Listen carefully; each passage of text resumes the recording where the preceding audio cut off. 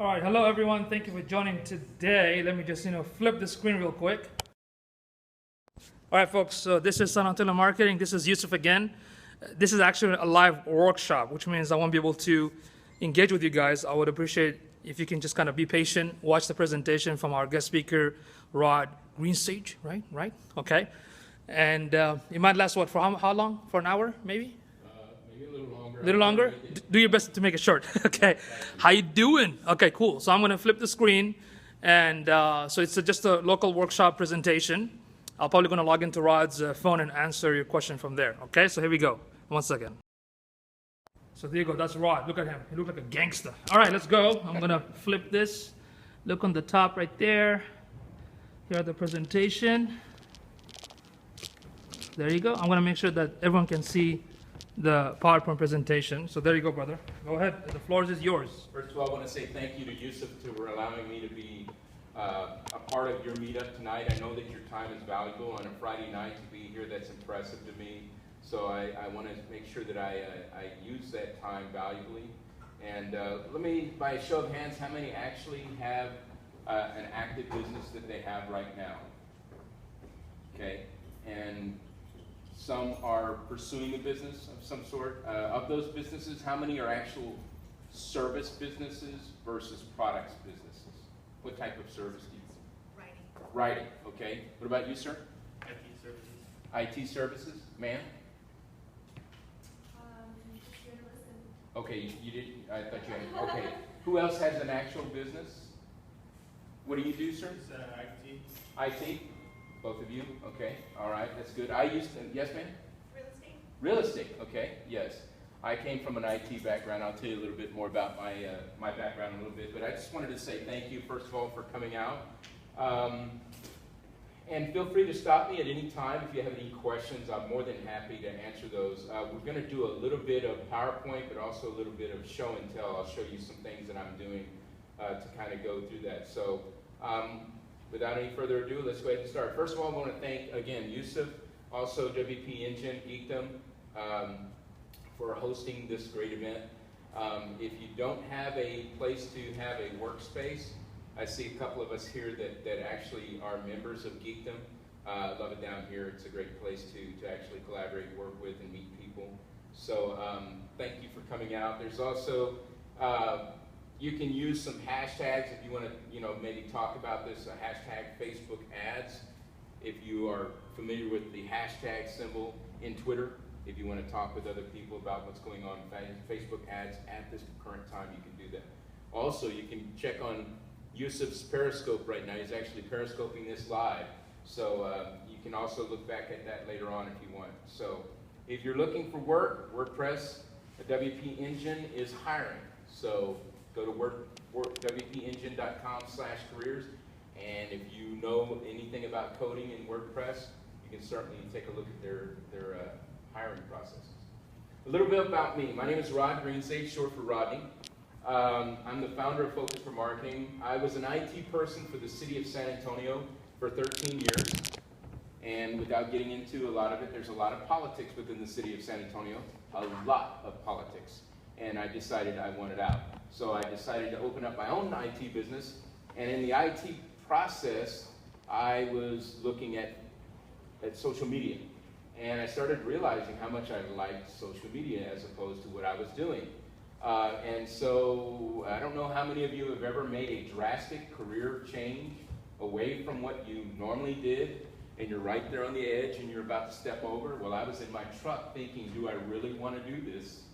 Spending thousands of dollars on certifications and all these type of things to change a direction was a complete, it was enough to make me grow hair. So let me just say that. So, but anyway, I used to have an IT background, still do. I took an interest in social media, and I liked it so much I made it change. So that's what I'm doing right now. I'm the founder of Focus for Marketing. That's with the number 4. You can reach me at rod@focusformarketing.com, at Focus for Marketing on Twitter, and on Facebook page. You can take a look at Focus for Marketing. Those are ways.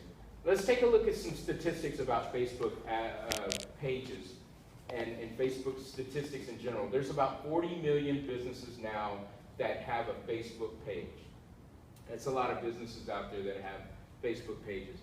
Does anybody have an idea of how many actual active Facebook accounts there are? Yes, ma'am. Billions? Well, active, almost. There's like 1.4 billion actual Facebook accounts. Of those, active meaning that they're at least logging in once a week, that's roughly about 900 million people. That's a lot of people. And I'll tell you what, I just read the other day that Mark Zuckerberg, who is the founder of Facebook, has a project that he's involved with where he's actually making an aircraft that will be able to stay up in the air for 6 months at a time, that will allow remote access to the internet to those remote places in the world that don't have access to the internet. To me, that was an inspiring story to hear. He was talking about if you can bring one person out of poverty and having access to the internet would allow more people to get out of poverty. So he's not only providing internet access, but the possibility of changing lives. And I really thought that that was a profound thing that he's a part of. So my only point in telling you this is that there's probably going to even be more people that are going to be on Facebook in those remote parts of the world in the future. There's 19 million businesses that have optimized their Facebook, it's Facebook page, not fan page, for mobile. Let me tell you, the majority of my ads that get seen are done on mobile phones. These things, tablets, they're dinosaurs in comparison to what's going on with your mobile device. And I'll show you later on the outrageous statistics that I have on one ad that I did. And how much, it was about 98, 99% was all seen on a mobile device. 1.5 million businesses now spend money on Facebook advertising. Why do you think that Facebook advertising is becoming so popular? It's because small, medium-sized businesses, even one-person businesses, have the same leveraging field, the same power of being able to create an ad that can be seen by millions or thousands, 10,000s, millions of people, if you have enough money to spend on it, as the big name players, as much as Coke, as much as Nike, as much as Red Bull. You have the same playing field that they do. And so that's becoming more and more popular as it's growing, and it's growing. 399 million people, Facebook users only use Facebook on mobile each month. That's almost 400 million people using Facebook on their mobile devices. 829 million people use Facebook on a daily basis, an increase from 802 million last quarter. It's a lot of people. Yes, ma'am?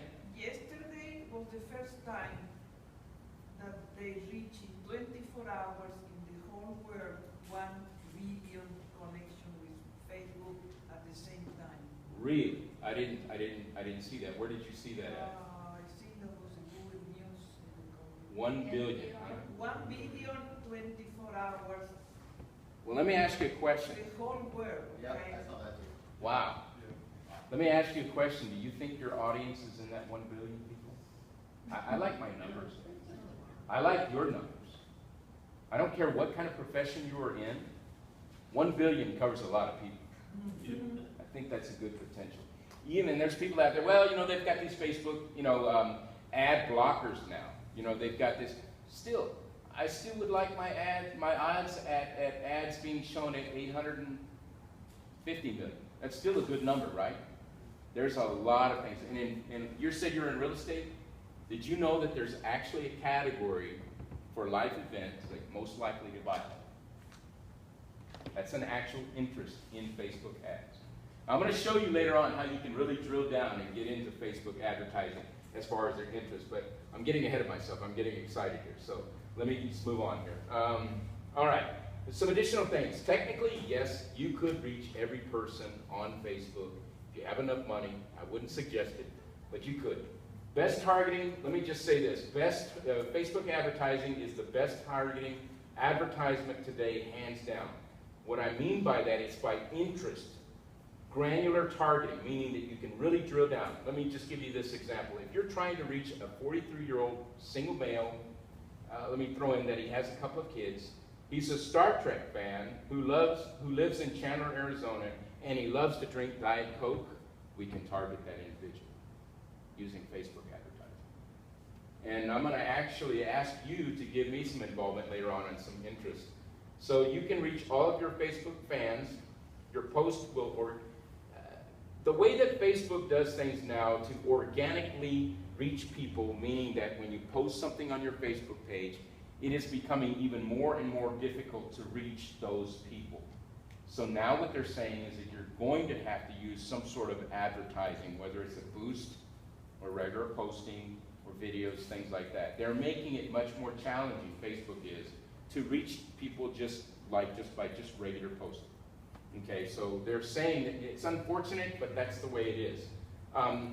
You can what can you do in Facebook? You can advertise your website. You can advertise your Facebook page, your app. How many of you, anybody involved with app building?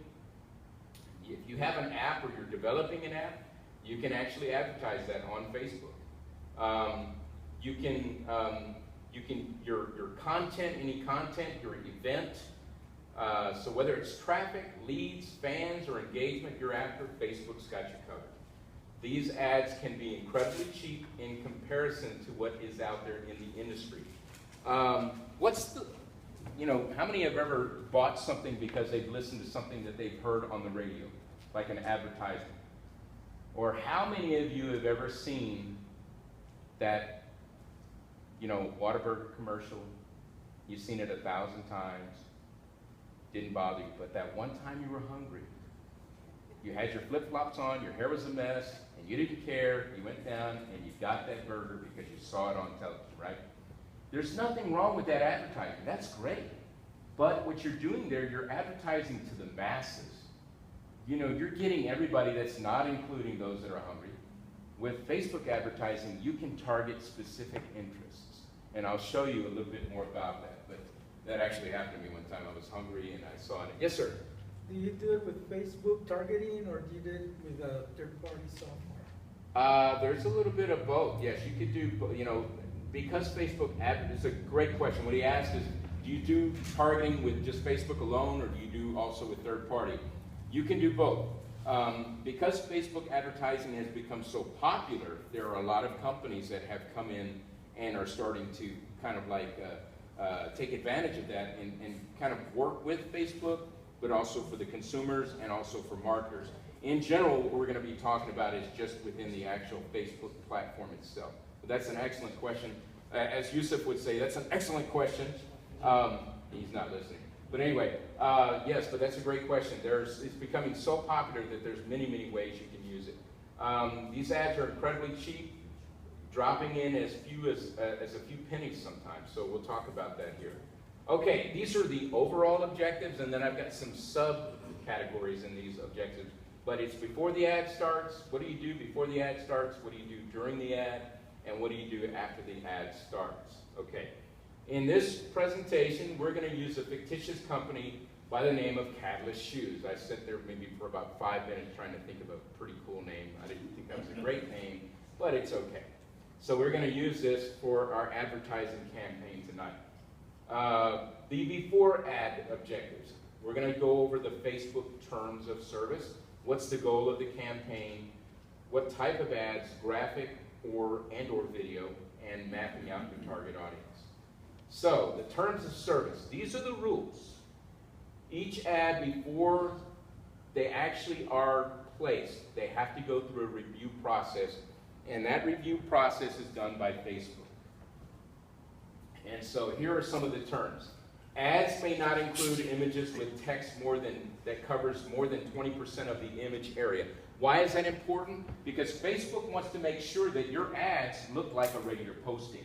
They don't want it to be looking graffiti-like. They don't want it to be taking up so much ad space by wording that you lose the feel and custom process of how Facebook postings are. If you've ever looked at it, have you ever seen an ad that actually looked like a regular posting and you didn't know if it was actually an ad or not? Probably. Yes. Yeah, if that's been done, they did a really good job. And then there's others, you can spot them a mile away that they're actually ads. But those that really actually intertwine and they make it look like a story almost like, those are really creative people. So they don't want it to be all filled with a bunch of texts and a bunch of kind of, there is a tool that you can use. I didn't put this in the presentation, but you can look for it up. You can look for it online through Google. There's an actual tool that allows you to take your image with all the wording that you may have in there, and you click on the boxes that the actual wording is a part of, and it will tell you how much percentage of the ad is taken up. So if it's over 20%, you already know that, hey, I need to either tweak that, get rid of some words, or to use another photo. So does that make sense? Okay. Be careful when you're using the word Facebook, quote Facebook, in an ad. The word Facebook has to have a capitalized F. You can't alter the look or the feel of that word. There are a lot of people that try to get away with a lot of different things. They don't want that to happen. So that's important that you try and make, if you're going to use the word Facebook, they don't automatically ban it, but you got to be careful. You have to represent their name in the proper way. All right, age-restricted material. Make sure that your ad isn't targeted to minors. You don't want to be selling beer or booze to minors. Well, first of all, you can't sell beer on Facebook, but I'm just using that as an example. Ads must not promote the sale or use of the following: illegal prescriptions, illegal drugs, prescriptions, recreational drugs, tobacco products or related paraphernalia, unsafe supplements as determined by Facebook in its sole discretion, weapons, ammunition, explosives, adult products or services except for family planning or contraceptive. Most dating ads are not allowed, online gambling, state lotteries, online pharmacies, supplements, most subscription services, they're all not allowed. So let's take a look at what's, you have a question? Can you give an example of a subscription service? I'm sorry? Can you give an example of a subscription service? Subscription service, gosh. What's that? With Spotify? Spotify, yeah. Anybody else? I've got this funny ear, so if I'm looking all different directions, it's because I can't always catch. Did you say something, somebody? No. I think, for example, some service like Time Warner or something like that is Yeah, a subscription service, maybe like to magazines or something like that. It could be a number of things. I've never ran an ad something like that, so it really hadn't crossed my mind. But I couldn't. I'm sorry, I didn't really give you a good example of that. But anything that requires like a monthly subscription to it, I would think that would not be something that is allowed. So I'll say. So what's the goals of a campaign? Let me quickly take you through. Let me just kind of go through my Facebook page here. I want to close some of these things up so that I don't confuse you.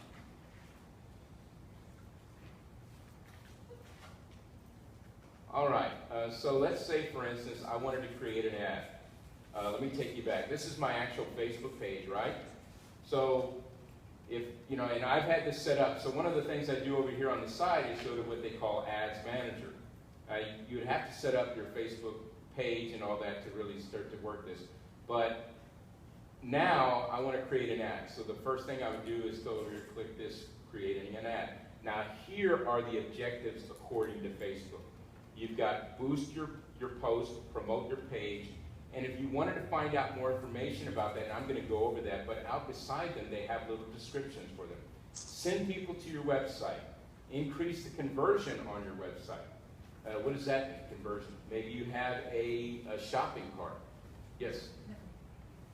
Okay, maybe you have a shopping cart and you were having somebody go to buy your product, so you want to get that conversion that way.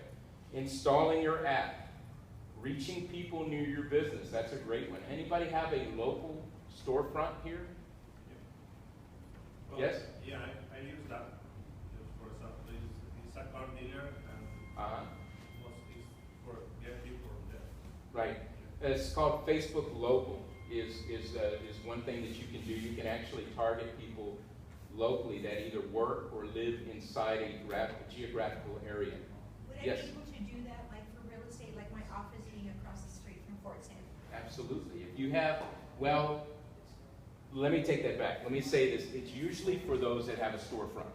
So if you have like a shoe store or something like that, you put in your zip code in conjunction to where you're at.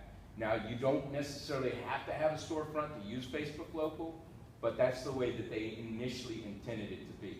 But yes, you can target even within a zip code, and within even less than, I think it's like half a mile. No, you can do the miles you want around. Right. So that's something in your real estate business that you might want to think about targeting.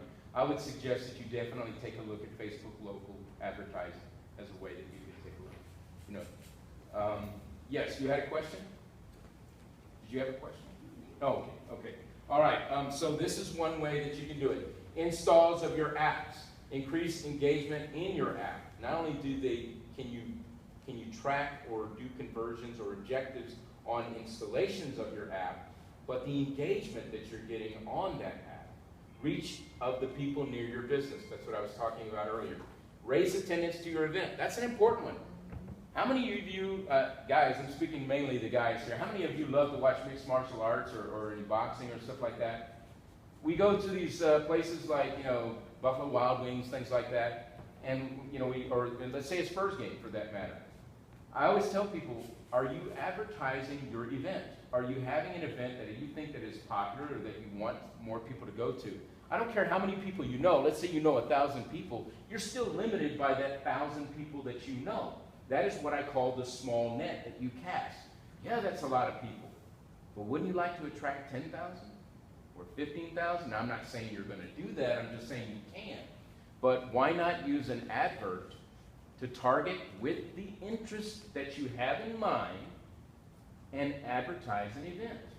So if you have those that are wanting to look at a mixed martial arts event, or maybe the Spurs game or something like that, and you have a restaurant and you're wanting people. So what do? You plug in beer, wings, food, you know, things like that. And then you plug in, oh, by the way, we also have the San Antonio Spurs. So you're actually putting that in there as well. So you're casting a bigger net even for that event.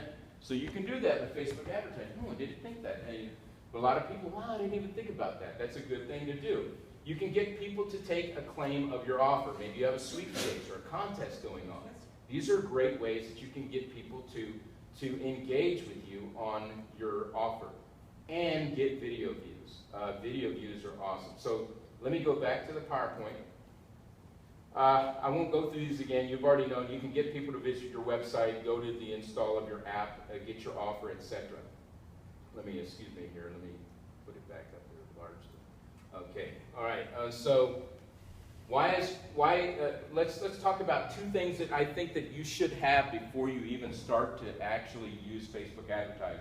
Number one, I truly believe that you should have a full-fledged website. And if you ask me and Yusuf, a WordPress website. There's these companies out there that will allow you to be managed for like $100, $200 a month.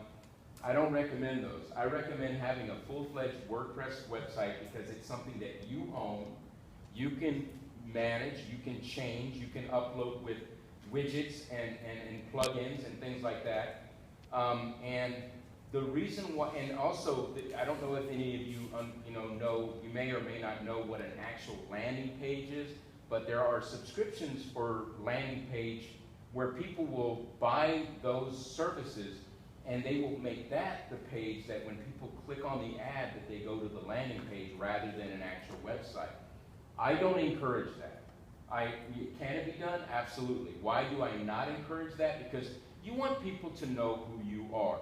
And how are they going to get to know you if your brand, if you're just starting out or you're wanting to get more people to understand who you are? The best way that they can get to know you is by actually going to your website, the About Us section, learning about your services, finding your blogs, reading your videos, listening to your videos or your podcasts, all those things. They want to get to know you. There's a saying that people will do business with those that they trust and they like. Well, how can they actually start to do business with you if they don't know what you're about? So yes. So the landing page is not the first page of your website? Yeah, that's a great question. He's asking, is the landing page the first page of your website? It can be. But when you click on an ad, the landing page that you take them to could be your home site, a page on your website. But some people will use a landing page either away from the website or within the website. Whenever I work with clients, I'll use a landing page, but I'll actually put it inside of their website. And also with a button that says go to the rest of the page. So take me back to home. So now they can look at the actual. So what's the purpose of the landing page? The landing page can be clean. You can use certain buttons, and it can drive traffic. What's that? Yeah, I think the landing page is like a resume of your service you provide. It's a single page. Right. That is the purpose for the landing page. Right. Yes. Landing page could be anything. It could be a lead capture to have an offer. It could be your product. You asking them to get in, or it could be call this number. But the whole idea of the landing page is they're landing on the page that you have some sort of lead capture. Right. That's what it's really about. You're trying to either get their email. I've got a client right now, and I've asked them if I could, if I asked them permission to tell you who they are, and I will later on. But the whole purpose of the landing page, and it is also inside their website, is for them to click on the button to actually call them or text them. So that's all they want. They want calls. That's their proof of conversion, because they're a tree service. They want actual people to call them. Okay? So I'm sorry I wasn't able to answer that the best way I can, but it's a lead magnet, so to speak. So website. It's important to have in my opinion, to have a website and have one that you control, not just some monthly subscription you pay. Not that those can't be good, but you really can't control them the way that you want. The other thing is, I did have a customer or potential client ask me if they could have Facebook advertising done without actually having a Facebook page. It can be done. It's not highly recommended. Number one, if you don't have a Facebook page, you are limited to the right side of a desktop, laptop, or I'm not sure of a tablet, but a desktop or laptop, only the right side, and it's very small. It's not even big. And if you've ever used your phone to take a look at a Facebook advertisement, in the middle of your phone, that's the news feed on a mobile device. That's the prized real estate for an ad, is on mobile devices. Number one, because everybody's looking on a mobile phone. And number two, if you look at that ad, it takes up a large space as you're scrolling. So it looks great. It's a great placement. But if you don't have a Facebook page, then you don't get that. So your options are very limited. And then the other thing is you lose out on the engagement. Part of the process is for them to, again, to learn who you are, to work with you, to talk with you, to share your posts, to like your posts, to ask you questions. It's important that you engage with your audience in some fashion. So those are two things that I think that you should have before you start. Type of ads. Let's take a look at the anatomy of an ad. Your business. The name of your business should be at the top there, Jasper's Market in this case. Then you've got the message. In this case, it's saying, say big on your first order of our locally sourced groceries. They deliver within the city. And the visual assets, it includes photos, videos, and that's a great place for you.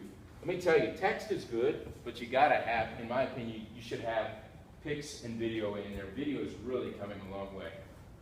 And also, right below the video or the picture, what is the action that you're wanting them to take? In this case, they're saying, hey, we'll give you $10 off your first order over $50.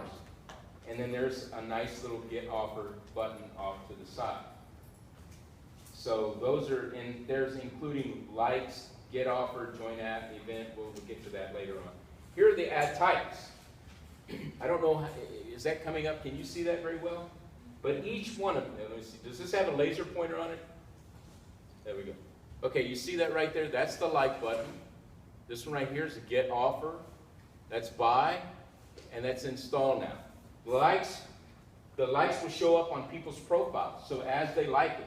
How many of you have ever seen that, where you had some of your friends, they liked something, and now it appears on your profile? Hey, Jamie liked this. Yeah. Okay, so that's one thing.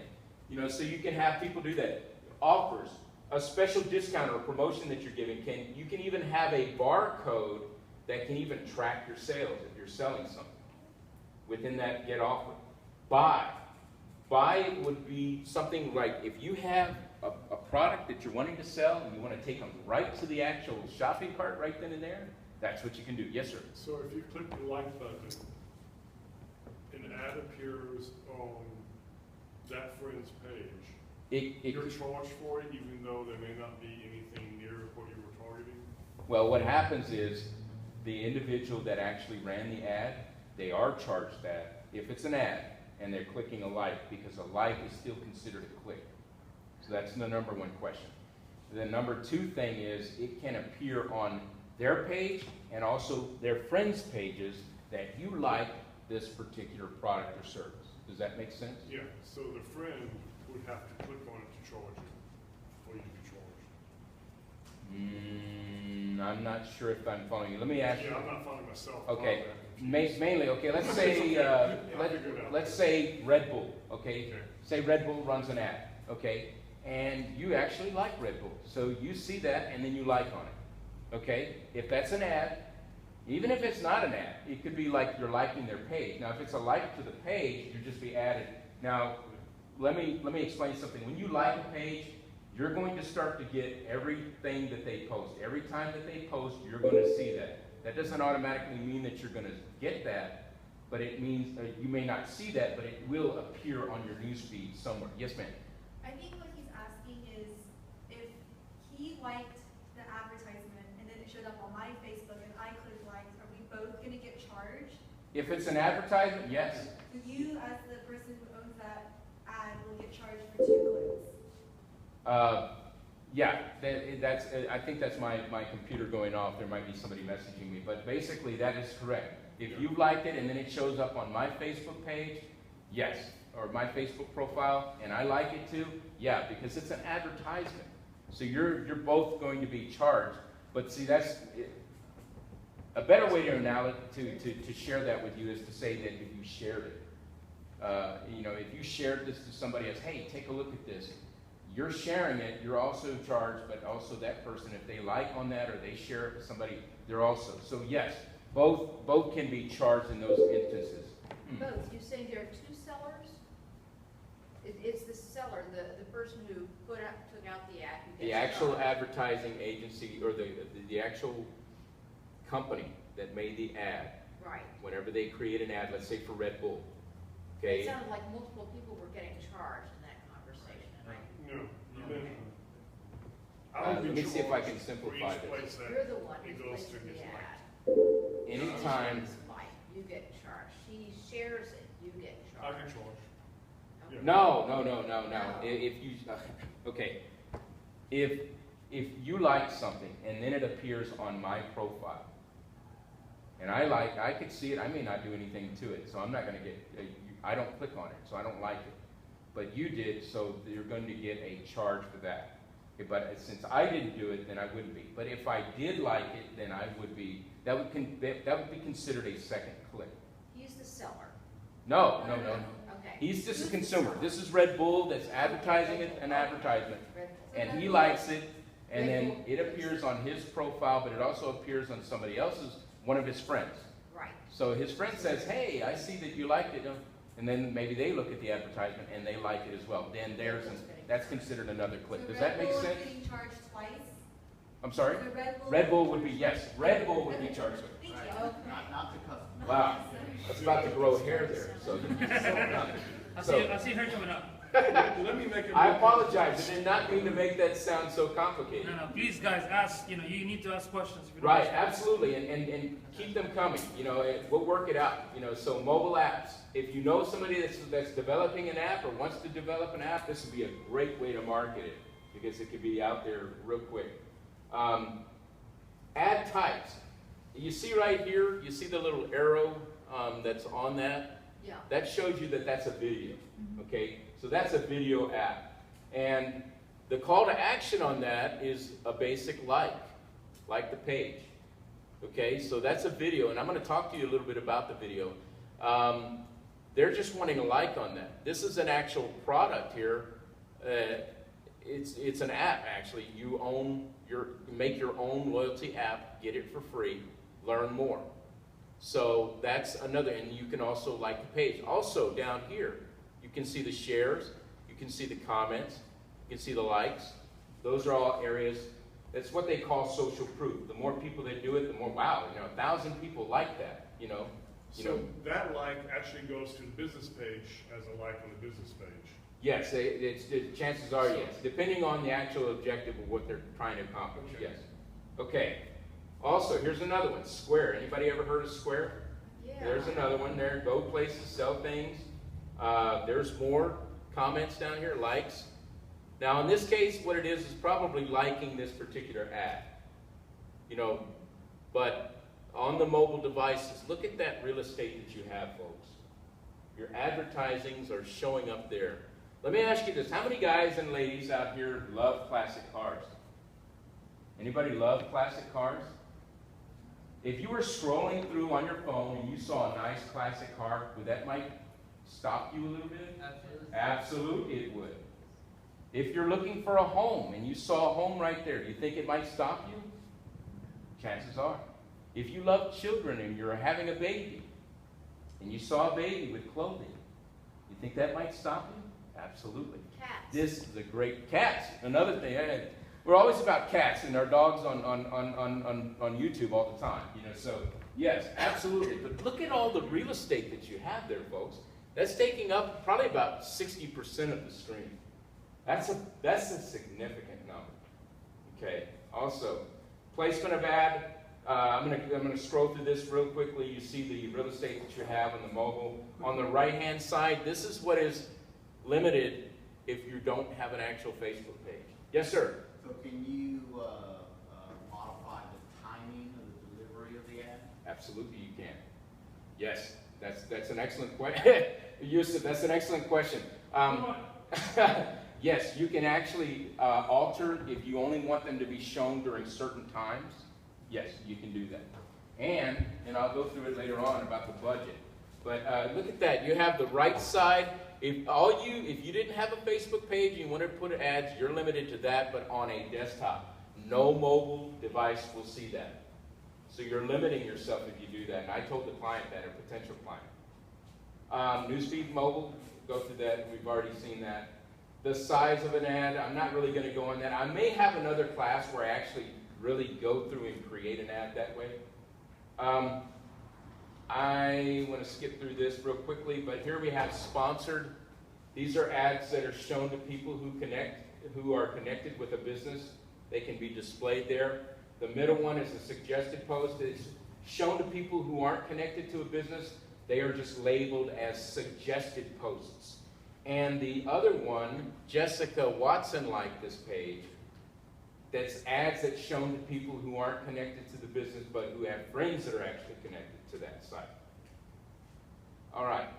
Tips on video. If you're considering putting a video in an ad, here are suggestions. Before you look at those, the one thing I would like for you to know is this. Please don't embed a Vimeo or YouTube video into an ad. And I'll tell you the reason why. With Facebook native ads, you get a clean interface. I don't know about you, but there's been times where I started off in YouTube with a legitimate search, and an hour later, I'm looking at animals making human noises. And I'm like, how did I get here?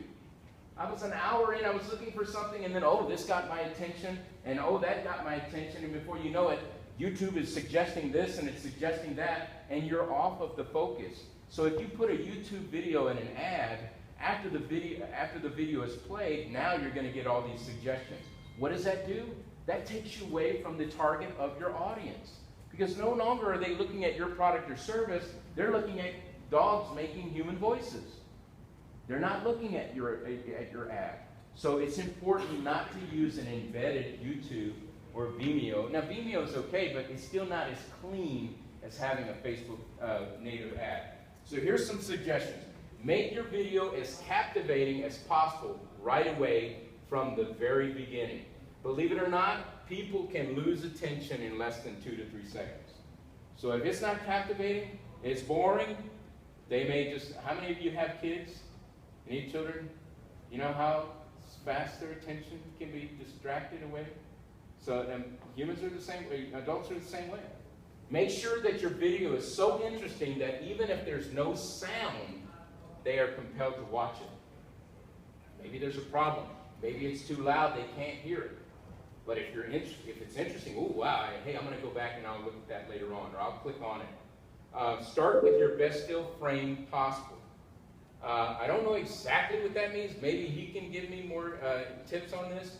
But before a video starts, the still frame can be the difference between someone stopping and clicking on play or scrolling on by. So basically what that is when the ad is in that still frame, you want that to be something that is captivating enough. What is that? Let me click on it. Now, I don't know how you get there because I've never had to tweak ads like that on the video side. But you want to make the starting place for that ad to be compelling. Okay? And then you want to have a great description within the text, or the copyright, but I would also make sure you keep it short and to the point. Let me show you an example of this video that was made by Red Bull, and just take a look at the very first second and see if that actually captivated your mind or your senses at all. So let's bring this up here.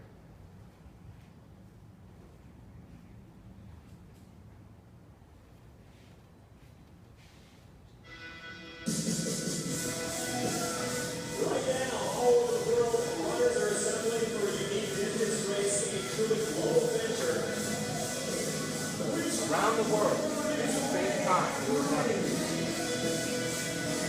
Everybody running at the same time. I thought that was amazing. I thought that was just so cool.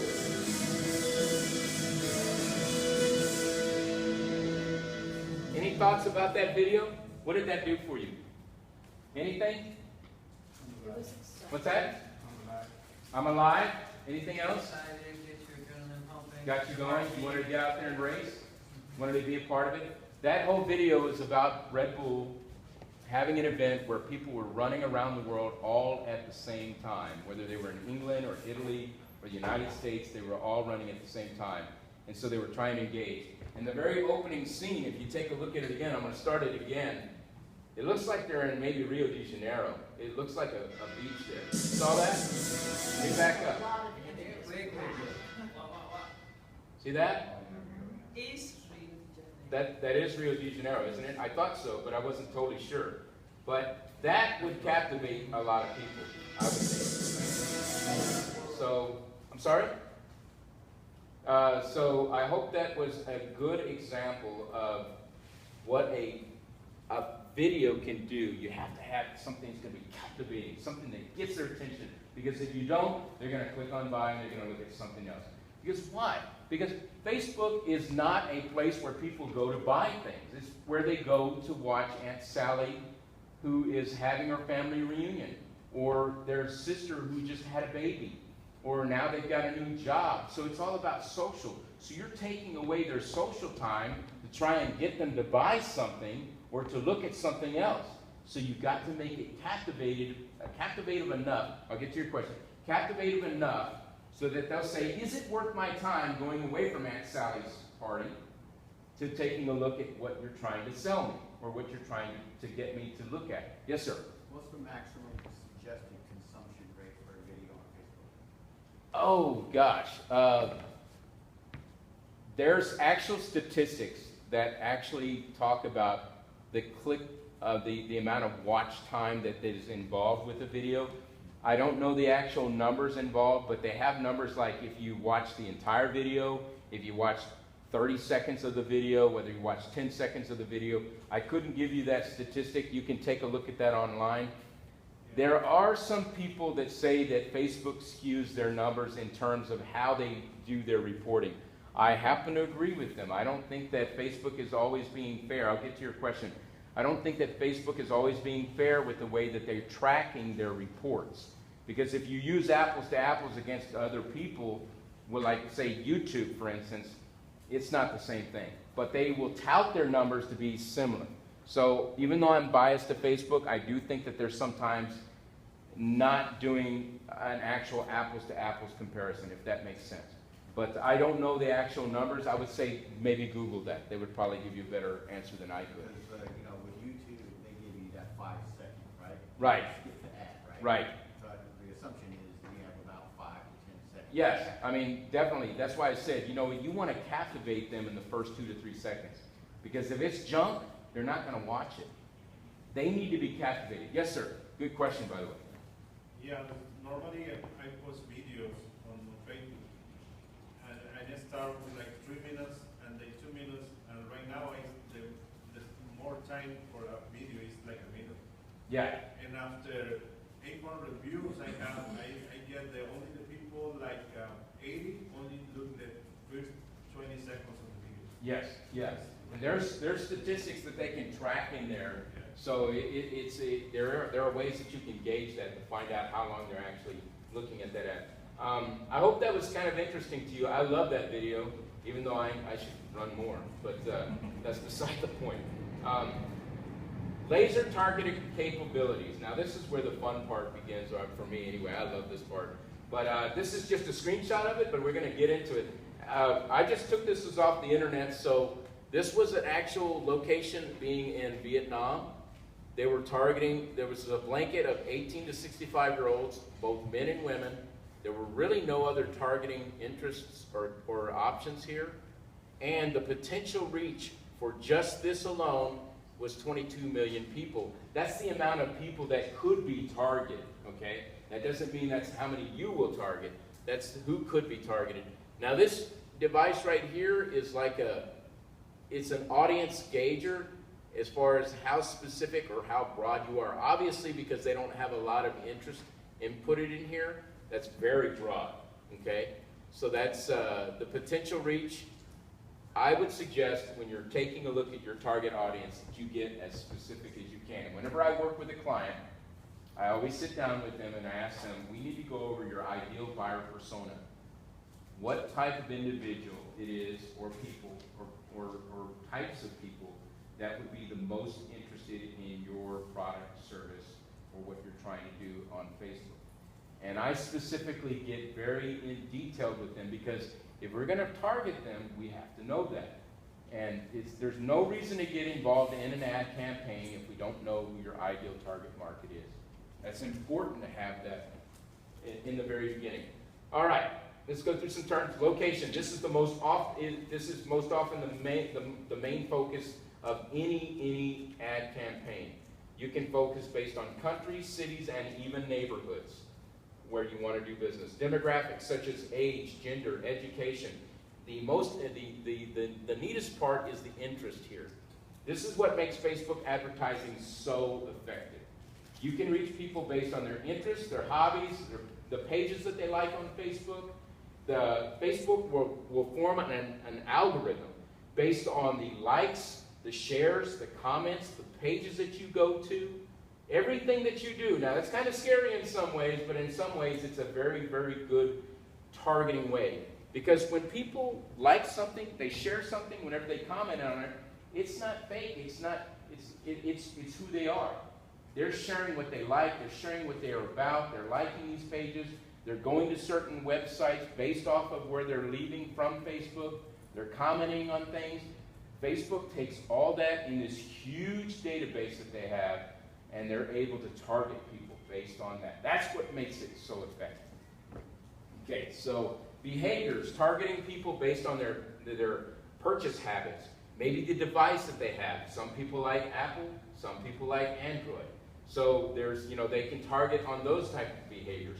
Recent life events, maybe somebody's gone through a separation or a divorce or a marriage, or they've had a baby, or a death in the family, tragedy, whatever that may be. You can target those things. Unfortunately, even tragedies can be something that can be targeted.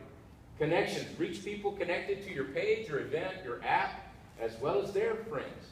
This is a good way for promoting an event or showing ads to people who have already RSVP'd to something. Custom audiences based on anybody have an email list in here? Okay, you can target people that are on your mailing list. If they have their phone number, their email address, that they have it somehow attached in Facebook, you can import that into Facebook and then target them based on the interests that you want. Or retarget them for that matter. Maybe they've already purchased something from you, so now you want to retarget them. It's a good way to do that. Yes, ma'am? How much does it cost to, if you go back to the previous slide, so let's say, like, how many interests can you use? Is it like a set fee, and then, so you can list as many interests as you want for a dollar amount? Well, we could talk about that subject for a very long time. Facebook, to try and simplify it, Facebook has an auction that they do based on keywords, based on interests. Just like if you've ever heard of Google AdWords, they have a cost per click cost. Okay, now let me say this, and there's a lot of us, including myself, that don't want to hear this, but there's a certain window, in my opinion, this is my opinion, I'm a Facebook specialist guy, in my opinion, there's a window where these ads are going to be cheaper than they will be in a couple of years. Because Facebook ads are becoming so popular, the more people that get into it. Google AdWords used to be very, very cheap a long time ago. Not so much anymore. So to answer your question, there's an auction that's involved with that. So based on interest and keywords that they do all behind the scene, they can show you the average amount that cost might be. They have a range. And you can put in a bid if you want to, but by default, Facebook uses something they call optimization. And I'm going to get to that, but there's no set price on that click. It is based on a lot of things involved, like the interest you do select and keywords. So there is a lot of circumstances, a lot of things involved that would be very difficult for me to kind of go over in just a brief amount of time. I have to really literally sit down with you and explain it to you. I'll try to show you some of that as we go through here. It won't be, yes ma'am? Sorry, so when you're paying for an ad, do you pay a fixed price? You can. You can say, pay per click. Are there two different options? There are many, many different options. You can say, I have a budget of $100 and that's all I want to spend. And you can say that's per day or per campaign. You can say, when a lot of my clients that are new, because I deal with small to medium sizes, he sometimes deals with enterprise level, so he's on a higher level than even I am. They'll ask me, how much should I spend in a day? I usually tell them, you need about $10 a day, in my opinion. So if you take 10 times $7, that's about $280 a week, maybe $300. But you don't have to spend all that $10, and you don't even have to go. That's something that I suggest. But I've even had people that go less than like $5 a day. And I'll show you what that's all about. But you really can't understand it until you get into it. It's one of those things that, yes, I can explain it, but it's better when you experience it, when you do it yourself. But let's go through this here. A/B testing. Does anybody know what that is? Yes. What does that mean? You try the first one, it doesn't work, you go to the second one. Right, exactly. When it comes to marketing, you got to test things. And I'll say this right now, in Facebook advertising, you got to do a lot of A/B testing. And that could be small, minor changes. Man, this is a killer ad. This is going to do great, and it bombs. What happened? And then it says, that's not going to work. And whoa, look at the engagement I got on that. I didn't even think that was going to happen. So a lot of it is, honestly, is just a bunch of trial and error. You're continuing to do certain things until you get it right. Generally what I do is I take two ads and I'll pit them against each other. And I'll take maybe small variances. Maybe I'll take the wording and change it up here, but I keep the same picture. Or sometimes I keep the same wording, but I use different pictures, or different videos, or different whatever. So you make small changes and then you just watch them and see how they do. So there is no set science involved with it. You just have to, and I am kind of like a nervous tick. I'm always looking at my ads each and every day. I'm looking, what are they doing? I'm just like going crazy because that's what I do. But it's important that you do A/B testing. In this marketing world, you got to do it, especially in social media marketing. You've got to do it. It's very important to do that. All right, audience participation. Later on, we're going to show some actual targeting. I'm going to get into that's going to be fun. I like that. During the ad objectives, intros to ads, building an ad, examples of good ad, why ads can be rejected, and looking at your budget. We're going to get into the budget part. Okay, intros to ad. This is an ad manager. Now, I'm gonna take you through it, but this is just some screenshots. As you can see, their objective here was for website conversions. Okay, and here's what we were looking at before. Now it's in the United States. They still don't have any interest, but look at the reach now: 174 million, as opposed to what it was, 22 million, I think, for Vietnam. So this is the reach that they're saying that's involved there. More examples. You can take a look at that later on when you start your ad manager if you want. But let's take a look at building an ad. Let me take you through the hierarchy of an ad. The definitions. Campaign. The campaign is each campaign that corresponds to a single advertising objective. Let's say we want them to go to our website. Okay? So what we would do is we say that is the actual campaign. The other one, maybe we want them to click on our app. So that's another campaign. So the goal overall could be two totally different things. So you're starting with two different campaigns. The other thing is ad sets and ads. Now look at this next slide. This will make me break it down a little bit easier for you. Objectives. The campaign is an objective. The ad sets are where you schedule, you do the budgeting, you do the bidding, you do the targeting, and you do the placement of the ad. All of that is done during the ad set portion, and the ad is where you actually put in the images, links, videos, and text. And I'll get to that. All right, Catalyst shoe example. Now that we understand the hierarchy, let's actually start targeting our ideal customer. So I'm going to ask you some of the ideas that we're going to use with Catalyst shoes. So, without further ado, this is fun. Put this over here. Let's opening up. I'm going to open up my ads manager. I'm going to back out of here and I'm going to go to home and I'm going to go to ads manager. And we are going to create our first ad. So we're going to go up here to the top and we're going to create an ad. Now, since I don't actually have Catalyst Shoe Company as an ad, as an actual company, we're still going to be using my company. But we're going to take a look at what is the objective. In this case, we want to send people to our website, okay?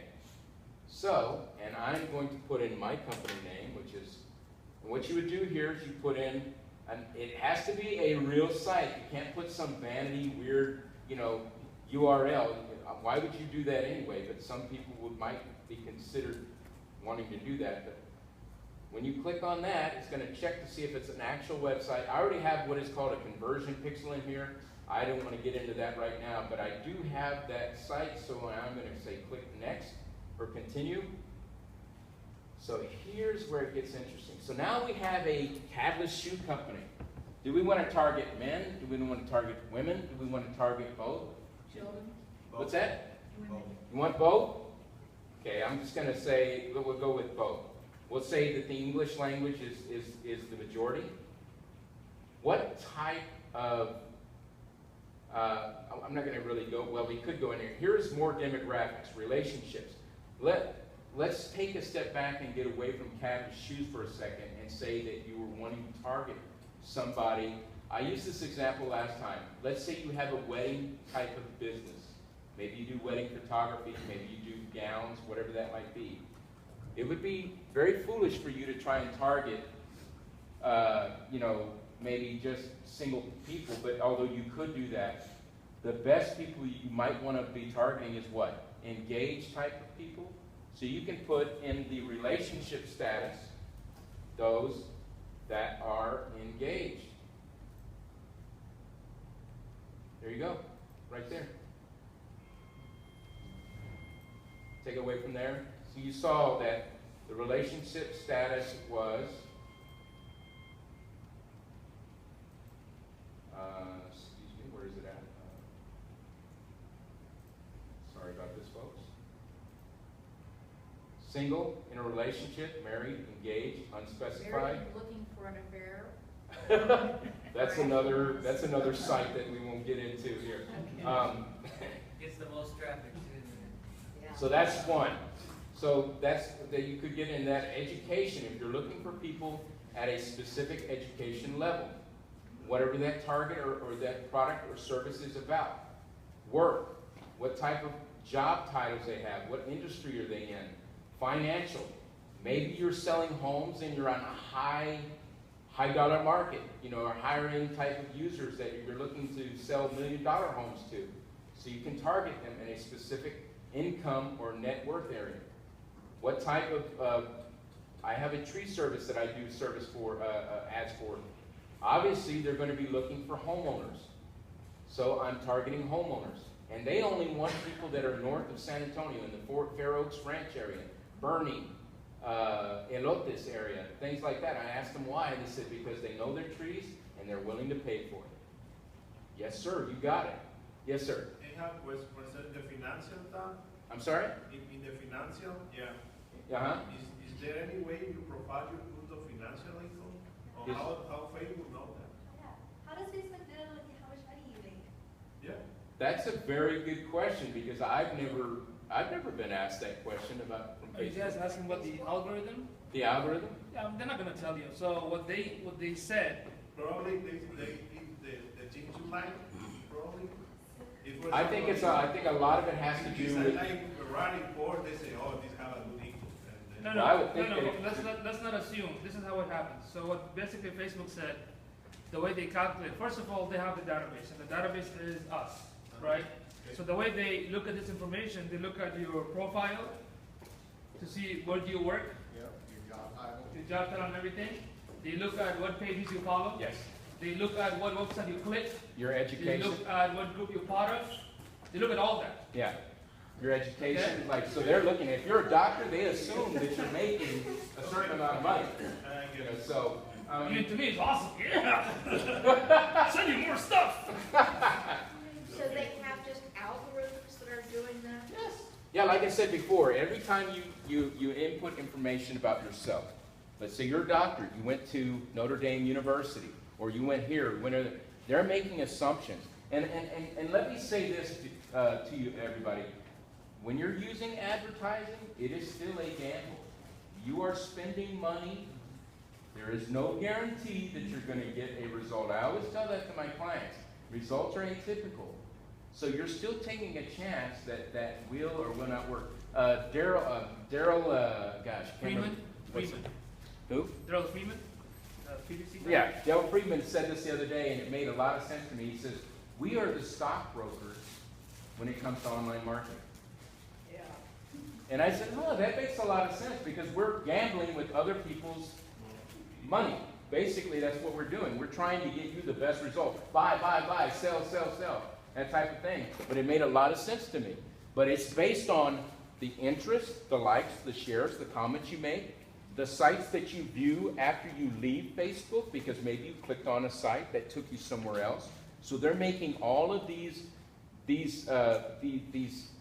algorithm formations based on your habits, the things that you do. Yes? Is there some way we can look at Facebook's algorithm profile of myself as an individual? No. No, It's they're not gonna it's show never you gonna that. happen.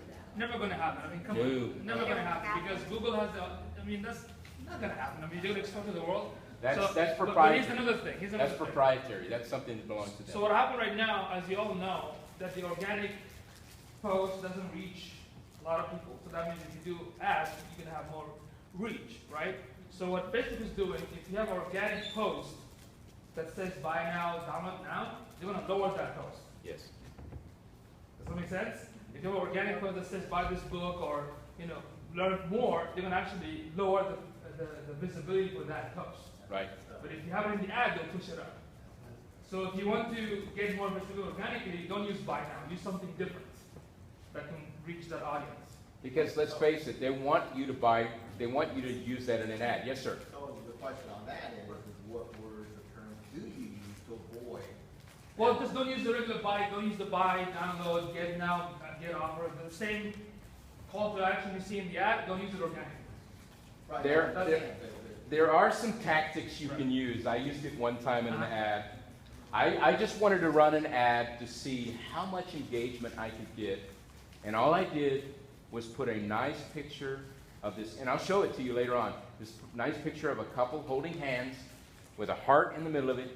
And I said, something like to share. That's all I said. It's using a play on words. Now, I don't recommend doing that. I did it as my own. Test, yeah. But I sent it out around the world. I got 62,000 people viewed, or 62,000 reach, at a cost of less than 1 cent. I spent $16 on that ad. And I just did that just to see. Now that's not something I can do, but that's, if you're targeting people around the world, you're going to pay less than if you're here in the United States. Let's just say that. But the majority of the people are going to want to target here in the United States, obviously, because we live here. Our audience is here. But getting back to this, and I hope I'm answering questions. I'm hoping and getting them to your satisfaction. Work, finances, home, ethnic affinity, generation, parents, politics. Of course, you can go into that. But right now, what I want to get into is interest. So, what type of shoes do we want to sell, folks? Or what type of interest do we want to go after in these shoes? We want sports shoes? Fitness shoes. So let's put in fitness here. Oh, look at that. Fitness. Look at that. Fitness and wellness. We've got physical fitness. We've got muscle and fitness. We've got fitness and figure competition. Look at all that. And we just thought we were talking about fitness. So if we chose one, we could then choose more. Look at the suggestion that they're giving us. Obesity awareness, dieting, yoga, meditation. So we can do that. Now, I want to get away from the shoes aspect, and I just want you to think about maybe something that you think is interesting to you, but you don't think would show up on Facebook. I love international soccer. We call it international football. I'm called a footy, so to speak. And there's a certain team in England, in Liverpool, England, that I support, that I love, and it's called Everton. Everton, and I'm going to show you right now that I thought that one day I said, I don't think it's going to be in there, and I looked it up, and look at this. Everton Football Club, it's right there. So tell me, some interest that you have that you don't think would show up there, and I'll see if we can find it. This is the fun one. What's that? Polymer clay. Polymer? Which is the centerpiece of this is made of polymer clay. How do you... Polymer, like a plastic polymer and clay. There it is. Okay. Wow, polymer clay. I didn't... Okay, anybody else? Something challenging. Give it to me. I want to plug it in. Get to the chopper. Can it be like a musician? Can it be a musician? Yeah, tell me what the name is. Boombox Cartel. Who? Boombox Cartel. Boombox Cartel. There it is. Well, there it is. What else? I'm challenging you. Tell me some of the movies, some of the interests that you have. I want you to see the power that you have in interests alone. What else? Come on, people. Give me your interest. What do you like? So if we put in hair salon chair, does that limit everything else? Just Go and not try it. Hair salon chair. Now, it doesn't have hair salon chair. As hair salon. So you can target those hair salons that you're wanting to put those chairs in. Does that remove what we looked at before to get to this point? That's a good question. Am I getting too specific? Well, that's the thing. The specificity, how do you say that? Yes. The more specific that you get, it depends on what you're trying to target or who you're trying to target. But I definitely encourage, that's why I ask my clients when I sit down and talk to them, hey, we need to find out who the actual target audience is. If you're selling wedding products, then we need to know what type of product it is and what type of audience are you going after. And I go down and I break it through keywords and key interests as well. But I'm just trying to share with you the power of this. And so hair salon chairs didn't come up, but hair salon interest did. Well, that was extremely specific. Yeah. Nora's Hair Salon. There's also, let's take a look at some others here. They have movie. I've never even heard of movie. How is that the interest? I mean, I don't know what movie. I don't know if that's a big name movie. I don't know. I've never even heard of it. But is that generally just people who have interacted with anything to do with hair salon? Absolutely. Let me. I had a potential client. Well, he's not a client, but he's a good friend of mine. He lives up in Chicago. He works for a company that repairs CDs and DVDs.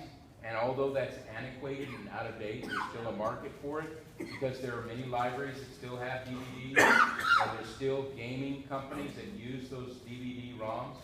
So he was like, do you think that Facebook would have a category for that? And I said, I believe so. I don't know. I checked it, but it said disc repair. Compact disc repair, compact disc manufacturing. CDs. Yeah, I didn't plug it in, but I do know that I saw their competition that was running a disc repair machine. I'm trying to see, it wouldn't be that, it would be disc repair. No, it doesn't come up. So that is one that doesn't come up, but you can target disc, CD disc or CD ROMs, I would guess, maybe. Then there's the whole issue of how do you spell it? Are they going to come Right. up with the British spelling, Right. the American So we spelling? stumped it on one with the disc repair. So anybody else try to stump Facebook here as far as, Yusuf, give me something. Anything. Anything? Fancy pants. What? Fancy pants. One word or two? Two. Oh, there you go. Fancy pants. Okay. Free for your kids, right? Yeah. Yeah. What else? Wow, I bet any movie you want to mention is in there, any book. Mansions, brick mansions. For those real estate. There's a movie. Movies? Too, yeah. What's Scarface? There you go. See, Well, I I'm mean, there looking was at a my little movie friend. called Brick Mansion. What's that? Body wrap, Body wrap. 2 words. It works body wrap, By Betsy. body wrap style ag. Put it in Alamo Heights. Alamo Heights, what about Alamo Heights? That would be The in the city. location. Now, let's go up here, that's a good thing that he was talking about. Let's say that we only wanted to target here in San Antonio. So what we're gonna do is we're gonna take the United States out of the equation, and we're gonna put just San Antonio, okay? There's San Antonio, Texas. But let's say we also wanted to, and look at this. This is important to take a look at, folks. Look at what we're doing here. We're saying, okay, let me scroll back up to the top here. Trying to use my mouse without. Okay, this is within a 25-mile radius. We can say, I want it in a 10-mile radius. Let me scroll down. So you can put in more than one zip code if you're trying to get high-end neighborhoods, Yes. as many as you want. Give me a zip code. 78220. 229. 209 is Alamo Heights. There you go. Look at that zip code right there. 78232. There you go. But so I could do one in San Antonio, I could do Houston, Woodlands, and another zip code. Sorry? So I could target down here, Either or. You know, yes. and I could add Houston, Woodlands zip code, and California, 90210 zip code. Well, I would think that if you're going to do something like that, you might want to have two different campaigns, because if you're targeting two different locations, you definitely want to use different campaigns, because you don't want to run, you know, an ad for a location that's here in Texas. I mean, you could. I mean, if you're looking, you know, on the overall scope, United States-wise, you can do a whole campaign for that. But if you're targeting a specific area and then you want to target another one, I would say run different campaigns for those two. Right. Does that make sense? Yeah. Okay. All right. So now we're seeing, for the real estate lady here in the audience, you can see that you can target by zip code alone. So, and how many times do you maybe have a certain specific territory or an area that you're trying to reach? So you can do that with that. So that's another thing. Let me take you through, let's say, so we have San Antonio. Let's just say San Antonio. That's one. Now we say, now we want to target Bernie. Now we got another, now Fair Oaks Ranch. There you go. Look at that. Is there certain, I don't know, I've never tried this. Is there certain subdivisions that you know of here in town? Give me a, like Tanglewood. That's Tanglewood, Texas. I don't know if that's, I know there's a subdivision here in San Antonio. Elm Creek is a subdivision. What's that? Elm Creek is a subdivision. Elm Creek. It's been around forever. It's Elm Creek, Texas. I don't know if that's the same. So I don't think you could go by subdivisions, but isn't it amazing how we were thinking that we could? That's how powerful that it is that you can get that granular. So Think of your target audience. Think of their interest. Plug them in. You can do a lot of things with this, folks. What did I say in the beginning? 800 million people out there actively, daily, every day logging in. You think that your audience numbers are in that 800 million? I think so. And you can target them this way. I love playing around in this area. This is the fun part for me. That's why I'm asking you to give me more, because I'd love to see it. But we need to get, yes, sir? What about something more broad, like something that everyone uses? Sharice and I, we're a furniture store, so I mean, we do mattresses. Okay. Everyone has a mattress, so how do we get more specific? Does that make sense? Well, just put in, how about beds? Bedrooms? Bedrooms. So now we're looking at beds, bedding, swag, bedroll, bed and breakfast. I mean, I put in one time, somebody said, put in the interest screwdriver. So I put in screwdriver, and look what it came back. Screwdriver, you want a regular screwdriver, or you want the cocktail screwdriver? Good, indexing the You know, distinct. so I mean, you got to get pretty specific on that, but yes. And what happens is when you put those interests in, it'll give you some suggestions. So you can also, I'll get to your question in a second. There's also third-party tools that I have access to, that I pay for, that I can even get even more specific, but they're away from Facebook. That's what you were asking earlier about. Can you use third-party tools to actually target? Yes, you can. But Facebook doesn't let you easily do that. You know, so yes, ma'am. I was going to say for your furniture store, I noticed even though it seems like a really broad thing, you can target people like recently married because you know they're going to be moving to a house. Absolutely. College graduates. Absolutely. That's a good point. Mattresses, you know, or people who are moving to a new city because they might need furniture. You know, so Right. it's just, Recently bought a home. They're going to need that furniture, you know, if they bought a new home. Absolutely. Those life events, they just finished college. Now they need a new home. You know, those life events, maybe somebody's passed away. I'm not trying to be morbid here, but you know, the funeral home is an actual business, so they may target that way. I'm not saying that that's maybe the smartest thing to do, but they may. But those things happen. Life goes on. So those are things you can do this in, just recently got married, just recently got divorced. Maybe you're having a counseling service that you're providing counseling for those that have gone through a divorce. So now you're wanting to target those types of people to help them. So those are things that you can do. I'll move on, but I mean, I could spend hours in this section. I love that section a lot. But we could, you know, I'm just trying to give you an idea of the type of, you know, we talked about fitness shoes, but we could do wedding shoes. We could do, you know, stilettos. We can do, work shoes. Absolutely. You can target any type of shoe that you wanted, and you plug it in. And let's say you had multiple shoes. Let's say you wanted a work shoe. So now you have a campaign for work shoes. And now you have a recreational shoe. Now you have a campaign on that site for those type of shoes. And then you make your ads based on those campaigns. Does that make sense? Let's see. Let's move on here. Okay, so examples of a good ad. Now let's take a look at this. I want to show you this. All right. To have a good ad, now this is not the only way that you can do it, but this is one of the things that I said. Now she's taking pictures, but we do have the actual, you have the slides. You can certainly have those when we, but please feel free to go ahead. But here's an example of an ad that's a good example here. You want to have a very simple question that causes the viewer to say either yes or no. In this case, are you interested in selling? Do you want to sell your home? That's a question. It's a very simple question. It has a yes or no answer. You either are wanting to sell your home or you're not wanting to sell your home. If you're not going to look at that ad, right? If you are, you might look at it because there is a picture in there and there's some money there too. So now you're interested in selling your home. Now you have this picture. So what's the next thing? Next, you should outline the reason why they should continue to view this ad. Remember what I said before. Facebook is a social environment. They're not going there to be sold. They're there to view things upon their families and friends.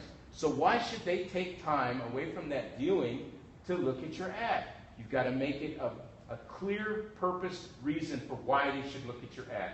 In this case, they're saying, if you're wanting to sell your home, then you should click here. You'll get the home value, the one that you'll actually sell for in today's market, so that you can know exactly how much money you will put in your pocket. That might get somebody's attention. So they may say, I want to learn more, so let me click there, right? So, why should they take time? Now, landing pages, this is where we're talking about before. Landing pages can be actual just web pages in your regular website. See, once they click on the ad, it's got to take them somewhere. So where that next place that you're taking to, that has to be solid, folks. That has to be something that's going to grab their attention, that's going to keep their attention. Yeah, I clicked on the ad, but if it's not good, if it's not going to captivate me, they'll click away. Okay? So you have to make sure that whatever you're enticing them with, whether it's a product, a service, an app, whatever that might be, make it solid. So the landing page has to be solid, whether that's a page within your website, a shopping cart, or you're taking them to a lead type magnet page, a landing page. Make sure that it's tight, that it's solid. The worst thing is to make a page that is complicated and causes the viewer to click away. You have only 3 elements there. I'm sorry? You have only 3 elements. Yes. The money, the house, and the key. Well, I didn't make this ad. This is actually, I saw this and I liked it. I wanted it for my class because it's a simple way of explaining. Let's look at another one. The question is right here. It's not in this part. This is by TrueCar. Have you ever heard of TrueCar? Okay. TrueCar says, need a new car? That's the simple question. You either do or you don't, right? So there's your simple question. So if you don't need a new car, forget it. I'm not interested. Now that if you do need a new car, now you are interested. Now, why should we continue to stay on here looking at this? TrueCar has pricing data on every major make and model. Be an expert in less than a minute. Wow, that's not going to take too long. Obviously, you want them to stay there longer than a minute, but you're enticing them with the information through the copy. And so, what is it? It's an app, isn't it? Because it's an install. Look at how many people like this, or people use this, I should say, and how many stars they're getting on the rating. There's 5 likes actually on that. Here's another one. This is kind of cool. I got this funny ear. I was born like this. I wish I could put those buds in my ear like that. I just can't do it. I have to have these headphones, but I would love to be able to have that. That looks so cool. This is called next year. Looking for the best wireless headphones? Question mark. Another question, isn't it? You're either looking for it or you're not. And I think the best thing a part of this ad, what do you think that might be? The actual picture, in my opinion. It gets your attention right away. What is that? You know, it's a very clear, I love the hand coming out. Very, very clear. You know, there are people that do nothing but make ads all day with pictures or videos. That's their job. And they're very good at it. You know, that's an awesome picture. There are hand models whose hands. Oh, yeah. Let me say this about actual pictures. Now, you want to be careful when you're actually, don't go out there and go to Google and just start using their pictures. Now, you do have advanced features in there that will allow you to use some pictures even commercially, and you can get stock pictures by going and getting a subscription. But the best pictures of all are the ones that you take, because they belong to you. They're yours. On the actual tree service, I actually went to their site outside of San Antonio, and I took my own pictures. They had clients say, wow, you know, you're serious about being out here. Yeah, because I wanted them to know that I'm working for them. But the best pictures are the ones that you take. And I asked them to send me some pictures. The best ad that they ever had was one where they were having the tree that was dangerously close to the house. The tree was dying. And you don't want that, it was a huge tree, and you don't want that tree falling on the house. So I said, I want you to send me some before and after pictures. And he did. And that one was the best ad, because it said, hey, here's the before part. Now you see the tree is all taken away. It's no longer, and the whole ad, the wording that I used, the copyright I used in the beginning was, do you need that tree removed away from your home? Question mark. Very simple, straightforward type of process. Now, there's other things. You know, if you're wanting to lose weight, that's another way that you can interest somebody with it. Then click here.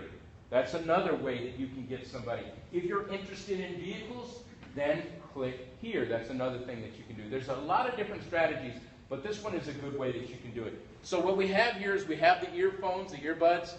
Looking for the best wireless headphones, question mark. Look no further than next year. And they don't Don't say go anywhere else. click. What's that? They don't say click now.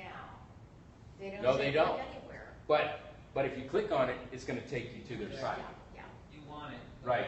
And let me tell you, you click anywhere on this ad, that's considered a click. The lady in the middle row there, you were saying that, how many, where would they be click, I can't remember what exactly you said, but if you click anywhere, it might have been you, somebody that said wherever they click, whether they clicked here, whether they clicked share, like, comment, or they clicked right here in the middle, they're charged.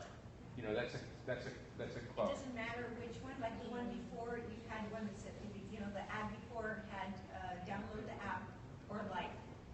You're gonna get charged for either or. Anytime you click on that. Yeah. Now, yes, ma'am. I'm a little bit confused because okay, so can you clarify? Because if you pay a set fee for an ad, then how would you get charged again if they were clicking a like or a comment? What Facebook's trying to do, they want to use the best exposure, so they will decide to lower it. Right. We don't know why sometimes they lower it to like 1 cent. Yeah. Because you will see it sometimes says this ad, costs like 1 cent and sometimes $1. They do that and we don't know it because what they want to make sure, that you get most of the exposure. Well, here's another thing, and thank you for that, Yusuf, but here's another thing. There's something that Facebook uses called relevance. There's a relevancy score. If you see an ad that you don't like and you say hide it, that could lower the relevancy of the ad. By doing that, if the relevancy of the ad goes down, the cost on the ad can go up for the advertiser, meaning me. I want to make a relevant ad, something that is that's so sensational that they are going to be bound to want to click on it. And if they like it, the relevancy goes up. The shares, the relevancy goes up. So one of the things that's great about Facebook ads, if you make the relevancy high enough, your actual cost per click will go down. Because you're making it more relevant to the audience. So it could start off that you're paying 34 cents for that click, but now because the relevancy went up higher, you're now paying 29 cents for that click. Or if the ad sucks, excuse my language, but if it stinks and it's not good, it can go from maybe 80 cents to now 95 cents. So the important thing is to always make the ad relevant. And one of the best ways that you can do that is by trying to make it not even look or sound salesy. I know I don't even know if salesy is a word, but you want to make it not sound, not buy now. No, that's the worst thing. Sure they do have a buy option, but it's not in your face type of thing. So you want to make something very valuable. I would see that something like this would be having a high relevancy because people that are wanting to sell their home would like it. Look at that. Let's take a look at an actual ad here. 303,000 people actually use that. There might be some high relevancy on that. They downloaded it. When I say I want to spend $50, there's no box that says up to 25 cents an ad. We're going to get to that. Okay. Well, you can have a campaign budget that says, I don't want to spend any more than $50. Once that $50 is gone, we're done. Yeah. Now, that I understand. the relevancy is a part of what you were talking about. The higher the relevancy, the lower the cost per click. So they're going to charge you based on the interest, the keywords, things like that. That's the algorithm part that we can't have privy to. They come up with that. And I'll show you in a little bit. But you can set a campaign based on how much money you want to spend a day, how much you want to spend total. So it's not like AdWords you can pick, I will spend 10 cents and that's all I'm spending. Just one thing, remember, AdWord has no relation to Facebook. Facebook and AdWord are not the same. I would like for you to get that mentality. He's exactly right. Because AdWord is keyword. That means people searching, and based on that, Google gives the result. Facebook does not rely on any keyword. That's an excellent point. Yes. That's an excellent point because, and I do that with him because he's like that and we're funny. But you have to get out of that mentality that it's Google AdWords. Google AdWords and Facebook ads are completely different. It's like apples and oranges. They're not even in the same area. AdWords are about keywords and keywords only. This is more about interests, behaviors, likes, shares, comments, sites that they go to visit. On Google AdWords, you're going and you're putting in a search, and you're searching based on things that you initiated an interest in. It's not this way in Facebook because they take the relevancy of the playground that you're already in, that you're using. Yes, sir. So what type of campaigns are best suited for Google, and which ones are best suited for Facebook, in your opinion? Well, we're going to do AdWords class next month. There are some people that do both.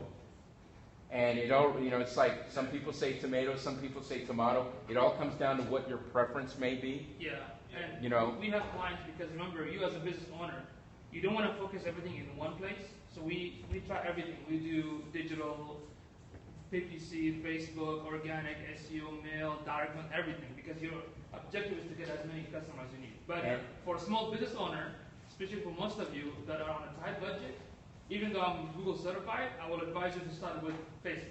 Yeah. Because it's very affordable. That is the thing, yeah. Depends on the budget. For my side, for the small business, it depends. If you start with $300, Facebook.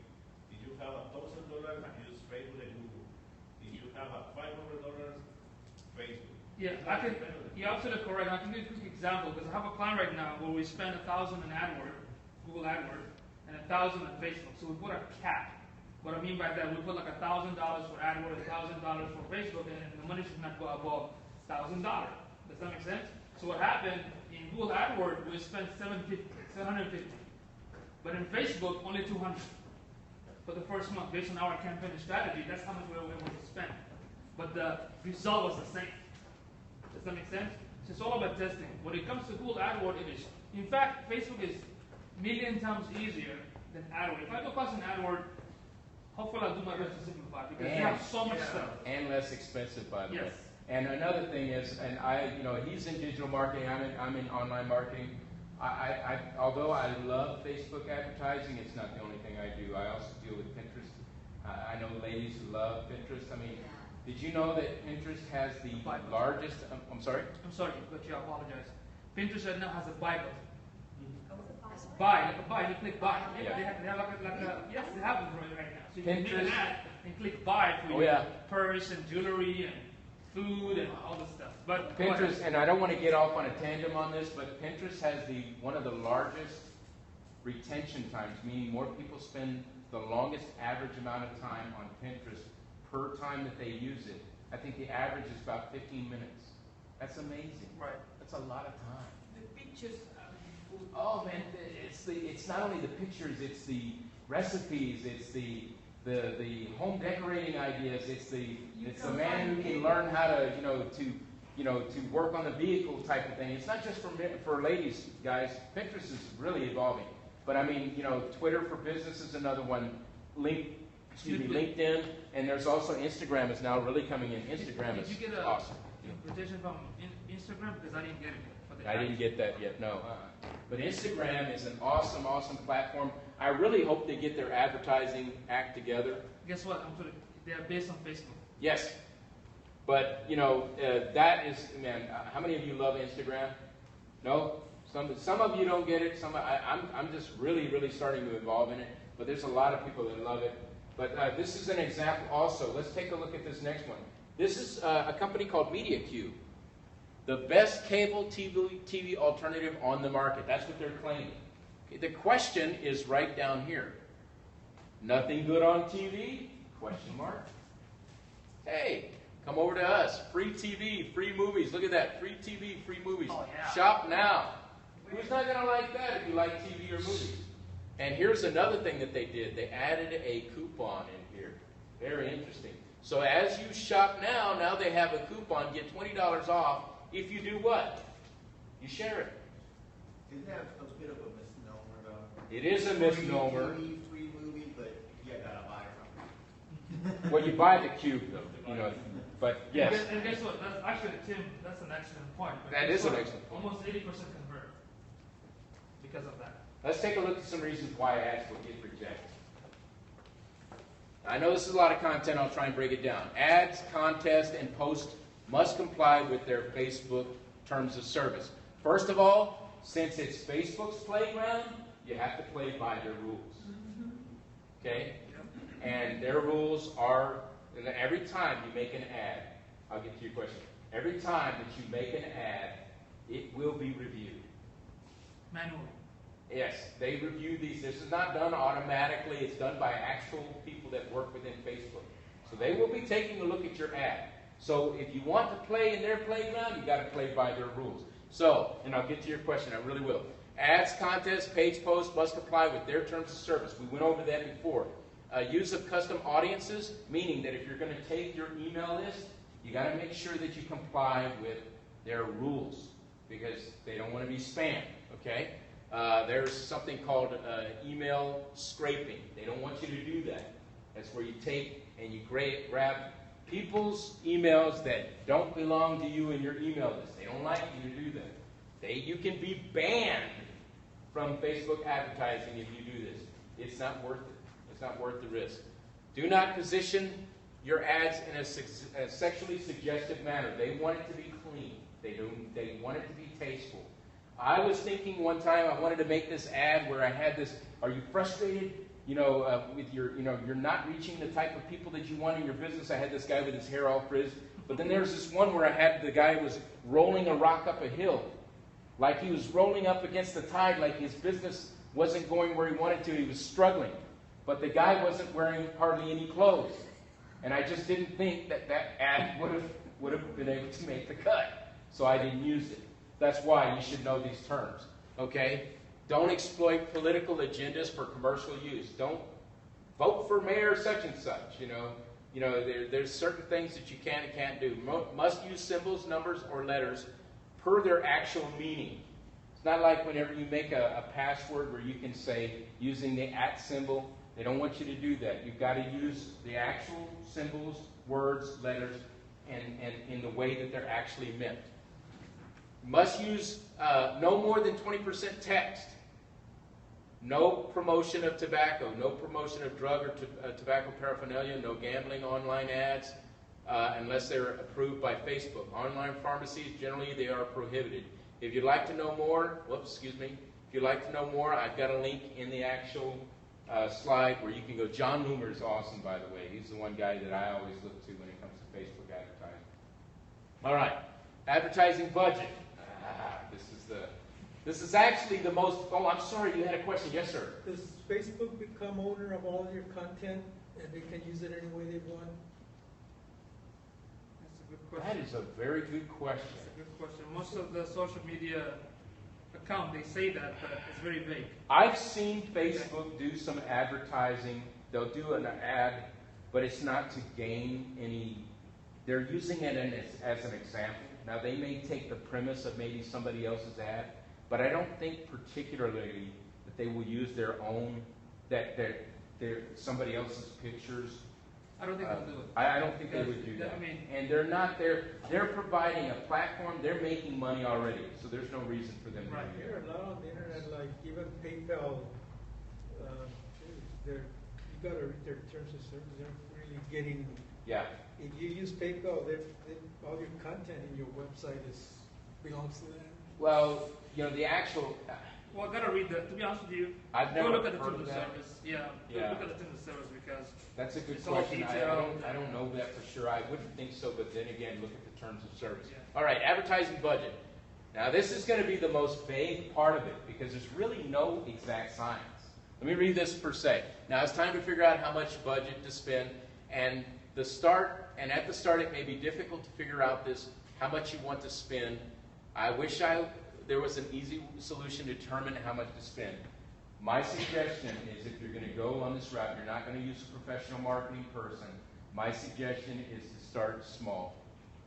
I use it calling the dipping the foot in the pool type of syndrome. You don't want to know how cold it is, you put your foot in there. Maybe make an ad, maybe put it on a specific budget per day. I suggest that you make at least 2 ads. You want to run them against each other. See which one does better. Maybe put $5 cap on that one. So the cost per click doesn't necessarily cost as much. What is determined is how much the overall budget that you spent on that ad. So if you put a $5 cap, now based on relevancy, it could go up, it could go down as far as the cost per click. But eventually that $5 is going to run out. Okay? So you can see, and you're going to be amazed that even for $5, the amount of reach you can get. You can get a couple of thousand people sometime based on that $5. Now, does that mean that you're going to get them to convert? Maybe, maybe not. You know, just because somebody goes to your website doesn't mean they're going to buy. Let's be real here. You know, but to say that you could target 2,000 people with $5, that's pretty impressive. Okay? And that's all based on the cost per click, and that's also on relevancy. Now let's take a look. But the truth is your budget is largely determined by your goals and how much you want to spend. I use this analogy. If you were to take flyers and go and pass them out in a business area or to people, you're going to get more opportunities by the more flyers you pass out. So the more ads or the more money that you put towards these ads, the more exposure to the people that you are already targeting because you put those target interests in there. So the more money you put towards it, the more opportunity you have to make a conversion. So does that make sense? Okay. All right. So some of the following slides will help you see this in a more basic way. Okay, so for here, we have a budget where the per day budget is $5. So you can put that in there. So, and you also have lifetime. So you could say, for this ad, I only want it to show for only $15 over the life of that actual ad. So you can get it that specific, okay? Now, look at this also. They have a start, they have an ending date, you can do that. You talked about earlier about times, when you can yes, you can certainly do that. It's not shown here, but you can go in the advanced area and say, I only want these ads to be shown between the hours of this and this, and on these specific days. So, and look at this. So they have a $5 a day budget, and look at here. It says here, for the remaining 4 days in your ad, because you're going from the 5th to the 10th, you have the most you'll spend is $19.87. They're giving you that amount that you're going to spend. Okay, this right here is cost per millennia. We'll get into that. That's pay for impressions, cost per click. Here is that bid process that we were talking about. Can you see? Yes. No one's in anyway. Look at this. They gave a maximum bid. This is what you, the person that is creating the ad, would give a bid. They bidded $1.02. They're suggesting on the interest or whatever their interests are, they've already plugged those interests in, they're suggesting that the bid should be in between 81 cents and $1.35. So they went somewhere in the middle, okay? So they went with $1.02. Some people like to go on the higher side, some like to go on the lower. But let me tell you this, if you put in 50 cents, the chances of your ad being shown are going to be very small. I did that one time on purpose, and what? There's no reach? Are you kidding? Oh, that's the reason why, you know, because I tried to cheat it. You can't do that. If they say that the bid suggestion is 81 cents and you put in 10 cents, trust me, you're not going to get much of it. Because there are also other people that are looking at your ad that are competing with you for that ad space. So if you have a bedding company or a furniture company, and you're competing with all these other furniture companies, and the range is this, and then you put in 10 cents, they're going to say, no way. We have other people that are willing to spend 81 cents on that, so we're not going to be showing your ad. You know. So you had a question, ma'am, and I think you had a question too? Okay. Yes. So are these two different ways that you can purchase your ads, or is this like just part one, part two? That's a good question. That's a very good, excellent question. The per day is how much you're wanting to spend that per day or on the lifetime of that budget. This right here, and we're going to get into, I'm going to explain what CPM and CPC means. But basically, every time you make an ad, you may not always see this because Facebook does what they call optimization. They take that out of the mix. Normally, unless you're saying pay per clicks, if you don't say this, you don't ever usually see this. Because by default, they will do that for you. They will try and get the best value for you based on your relevancy. You have to make your ads very good. You have to make it so people want to see that. So optimized, they'll do that either way. But here's an interesting thing. They will give you statistics on both, whether you use one or the other. Why? Because they want you to see those reports and see which one is best for you. So even if you chose one over the other, they'll still show you what it would have been if you had chosen the other so you can compare. So these are two separate options that you can choose on how you want to show your ad. Right, you can do that, but the optimized way is the default way. Facebook says, we'll do that for you. And they're looking out for your interests as well as the audience interests, because they want you to show relevant ads, and they want you to have value on the money that you're spending on those ads. Does that make sense? Yes, yes ma'am. So if you do $1 per click, then your $5 budget, you hit the budget when you, after 5 clicks. After 5 clicks. Now that's after 5 clicks, but the ad could be shown to 2,000 people before the ad was actually clicked. Does that make sense? But if you got a really relevant product, you can get done right away. So that's why I'm saying the more money you throw at it, the more opportunities you have. And that budget is up to you and what you're trying to accomplish. But that's a very good point. If 5 people click on it, then what happens to your ad for the rest of the day? After that, it shuts down for the day. If you're doing it over the day or if you're doing it over the lifetime. If it's day, then it'll start again tomorrow. If it's over the lifetime, then it's done because that's what you told it. Does that make sense? Any other questions? Is this pretty good? Liking this? I hope so. All right, here's another one. Look at this. What it's saying right here is for $15, your estimated reach would get 2,000 people. For $20, for an extra $5, you might hit about 700 extra people. And if you were deciding to go 30, now you've got it up to 4,000, and look at that. So what they're doing sometimes is they're showing you the estimations that you can get for the amount of money that you spend on that particular ad set or ad. Okay? That's one. Estimated reach for an ad. This is the budget, and this is the lifetime budget. Look at that. They put in $350. I'll get to your question. $350 over the lifetime of that budget, and their campaign was for 1 week. So that's what they're going. That's how much money they want to spend. Yes, sir.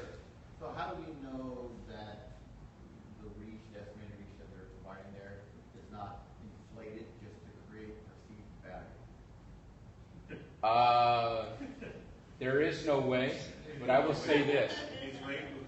I will say this. If you thought that Facebook was a fraud after you were spending the money, they're not going to risk that. There's too many businesses out there that are dependent on this form of advertising for them to try and do something that is not above board. You know, the analytics, the reports that they're showing you are in real time. You can take a look at it at any time. Could they do that? Sure, absolutely. I think they could. I think it would be against Facebook's policy as far as what they're trying to accomplish for people. Yes, sir. Additional to that, I mean, they want to make money, and they want to make sure that the consumers and the business are getting benefit from it. Does that make sense? So sometimes when we have a product or a tool, how the tool works, we need to know how the tools work so it can benefit us. Does that make sense? But when we ask questions like how Google works, how Facebook works, that doesn't help us. Does that make sense? Like, how is that going to help us in order for us to find out? I mean, all we know that they're doing this thing, right? And it's true, when Facebook came up with the advertising feature, yes, there were some bugs, there were some problems. The ad is not working very well. I mean, like, you do an ad for a specific location, and somehow, person from Mozambique finding it, right? But because of the glitches. So right now, I mean, this is really powerful. I mean, it works with most businesses. They're getting the leads, they're getting the customers. So right now, what we need to do is go ahead and test it and see if it works. Does that make sense? Yeah, I mean, that's a very good question. I think it would not be in Facebook's interest to do that. I think you want to make sure that you have I know me, I want to have a business that's full of integrity because I want the people that I work with to know that. I had somebody say to me, I'm in real estate, I want to show you the plans that I have, but I don't want you to share this with anybody else. I said, sure, I don't have a problem with signing a non-disclosure agreement. He says, I'm going to bring the copies for you to look at. I said, you can bring them, but I'm not taking them with me because I want you to have that. That's how much above board I wanted him to know that I was. So if I'm putting that integrity in my business, I'm assuming that the people in the higher-ups would make sure the same thing. Could it happen? Absolutely. Any business can do that. But I think in this case, it would go against what they're all about. They're wanting the best value for the people that are on their site as well as those advertisers. It would be against it. I'm running out of time. Yeah. Additionally, right now, Facebook have their own department for Facebook advertising. So what happens, they can also call you. If you have $100, you give it to them, they'll do all the ad for you, and they'll educate you how to do it. And secondly, they're also approaching businesses like us. They're approaching us and telling us get certified, get all our tools, show your local business how it works. That's what they're doing right now. Just like Google, because Google has a partner program, they're following the same thing. Even Twitter's doing the same thing. Yep. They're contacting us, telling us, hey, get certified, help the local businesses, show them how to certified, support. not certified. I need to get, But anyway, I hope that helps. I hope that's a great question, by the way. All right. Man, I'm not even going to be able to get into this. Maybe I'll have another class. We're already at 9 o'clock. Anybody? I'll leave up to you guys. If you want to stay for a few more minutes, it's up to you. I've gotta go. Yeah. We can do another class on anybody else. Let the audience stay? decide. I'm not here to keep you. I know that you guys have a lot going on. I'll just go through these real quick. I won't be able to go through all the reporting. I'll just tell you this. On reporting, it's in real time. You can go back. I'm always refreshing to take a look. Ooh, how many clicks did I get there? I'm kind of excited. But what makes me more excited is when I have a client that calls me and says, hey, Rod, we got some new leads. Thanks for the business. That makes me happy when I have somebody coming back and telling me that. More than just getting paid, I love to, I like to get paid just like anybody else. But when you see them clicking on the ads and you give them the ad, and you give them the numbers, you show them what's going on, and they say, yes, we're getting leads, we're getting them to opt in, we're getting them to do this, that makes me happy. So I can go through these. The importance of reports. There is a saying about reports that always stuck out to me. It goes something like this: you're not really marketing unless you're measuring. If you don't market, how do you know where you're going if you don't know where you've been? Does that make sense? So you can use Facebook. Their reports are pretty, I wouldn't say they're the best, but they're not bad, in compared to other platforms. It's the temperature, the measuring stick, the performance indicators. This is an example. I'm not going to have time to go through it like I would want, but these are some of that's an example. But here's some of the common terms. Reach. This is the number of people who actually saw the ad. Now, when that's a key word, saw your ad. Just because it's on your profile doesn't mean that they saw it, but it is on your profile, so they consider that a seen ad. Does that make sense? How many times have we gone through? We don't look at that ad, or unless it's really interesting to us, maybe we might look at it. But it's on your profile, so it's called a seen ad. Does that make sense? Okay, so let's go back up. This is the number of people who actually saw your ad, or how many times it was put on. Reach is different from impression because it only counts the unique number of people that it's been sent to. Now, an ad can be sent to that same person many, many times, but it's only counted once in the reach area. Does that make sense? Okay, and the impression, this is how many total times the ad has been shown to a Facebook user. This ad can be shown multiple times to users if they are logging in several times during a campaign. So if you've seen an ad, and I've done this on purpose. I've shown an ad and I'll refresh to see if I can see that ad again. But if you're logging in and out, chances of you seeing that ad could be higher. So that could be the total impressions. Frequency is the average number of times that each person saw your ad. They get this number by taking impressions divided by reach. Clicks, actual number of clicks on the actual ad. This can include a click if someone liked your Facebook page right from the ad itself. A single user could click on your ad multiple times and you are charged for each click. Remember we talked about that. Clicks can be anywhere in the ad. CDR is the click-through rate, is the number of times your ad was clicked on divided by the number of times the ads were shown. Unique clicks is how many different clicks did an ad receive. This is helpful for knowing whether the same person happened to be shown the ad twice and they clicked it both times. What this does is says, well, they may have clicked it twice, but they're only going to show that that was one unique user. So maybe they liked that ad maybe multiple times, but it's only going to be shown as one unique user in that fashion. Cost per click. This is important. These two next terms are very important to you in your ads. Cost per click. Cost per click is how much each click of your ad will actually cost you. This is calculated even if you didn't use the click per cost model. This is good to use for comparison. This is calculated, not necessarily charged that way, but you're calculating it. The cost per millennia is the total cost for each 1,000 impressions. Even if you didn't bid with this model, it also calculates that. Let's go back to what we were talking about again. You have the option of choosing click per the CPC or the CPM. If you use CPC, you will have to have the bid option. But by default, they use their own, Facebook has their optimized version. They will take a look at both, and they will measure, and they will try to give you the better deal between the two. But you, if you want to say, I only want cost per click, you would have to put it in a range. I usually tell people if they're going to do a cost per click, err on the side of the higher side. Let's say it's $1.13 a click. Then maybe say, I'm going to say $1.10 or $1.05. And then if the ad gets higher relevancy, the actual ad or the bid or the auction of the ad could actually go down, or you could lower your rate and actually still get effective results.